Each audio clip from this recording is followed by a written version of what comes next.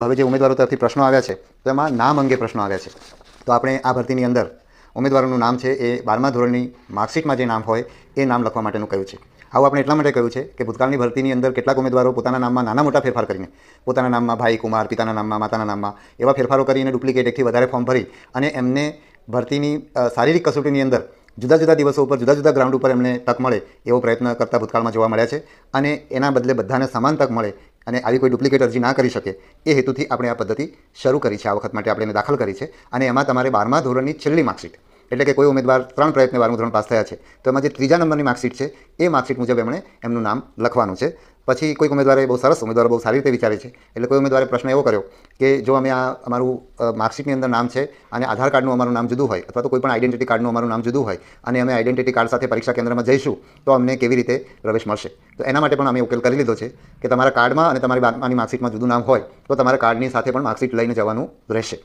બીજું, કોઈએ ગેજેટ કરાવેલું છે, એટલે કે ગેજેટમાં પ્રસિદ્ધ કરીને પોતાનું નામ બદલ્યું છે, તો એમણે પણ 12માની માર્કશીટ મુજબ જ નામ લખવાનું થશે.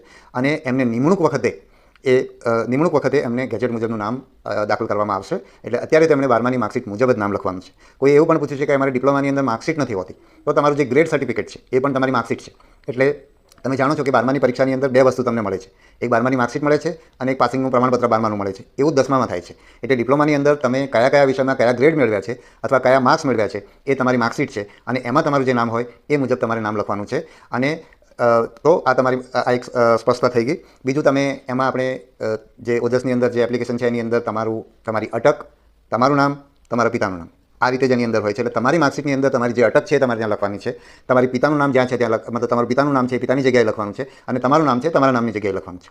તમારી માર્કશીટની અંદર તમારી સરનેમ પહેલાં છે કે છેલ્લા છે એનાથી ફરક પડતો નથી. તમારી અટક જ્યાં જગ્યાએ અટકનું ખાનું છે ત્યાં તમારી અટક લખવાની છે, બરાબર છે. અને તમારી માર્કશીટની અંદર અટક પહેલાં હોય અને અથવા અટક પાછળ હોય અને તમારું જે આપણે ઓજસની એપ્લિકેશન છે એમાં અટક પહેલાં હોય પણ એનાથી તમારી અટક બદલાતી નથી. એટલે મને લાગે છે કે આ વસ્તુ તમને સ્પષ્ટ થઈ ગઈ હશે. તમારા નામમાં કોઈના દાખલા તરીકે લગ્નના કારણે નામ બદલાયું હોય તો એ લગ્નનું સર્ટિફિકેટ રજૂ કરીને નિમણૂક વખતે એમાં ફેરફાર થઈ શકશે. પણ તમારે જે એપ્લિકેશન કરવાની છે એ તો 12માની માર્કશીટમાં તમારું જે નામ છે એમાં પણ તમારી છેલ્લી માર્કશીટમાં જે નામ છે એ નામથી તમારે તમારી અરજી કરવાની છે, બરાબર. તમારા માર્કશીટના નામમાં ભૂલ હોય તો પણ તમારે એ નામ સાથે જ અરજી કરવાની છે. તમારી ભૂલ સુધારવાનું મેં કહ્યું એ તમારું નિમણૂક વખતે તમારા પુરાવાના આધારે ખરેખર ભૂલ થઈ હશે અને એમાં કોઈ ગડબડ નહીં હોય તો ત્યારે એ વસ્તુ કરવામાં આવશે. એક કોઈ વિદ્યાર્થીની એવી રજૂઆત પણ આવી છે કે અમે લોકો 10મું પાસ 12મું પાસ થયા વિના અમે સીધા ગ્રેજ્યુએટ થઈ જઈએ છીએ.